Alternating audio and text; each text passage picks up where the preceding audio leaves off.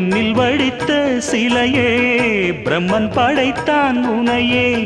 வண்ணமயில் போல வந்த பாவையே என்னை இனிக்கும் நிலையே இன்பம் கொடுக்கும் கலையே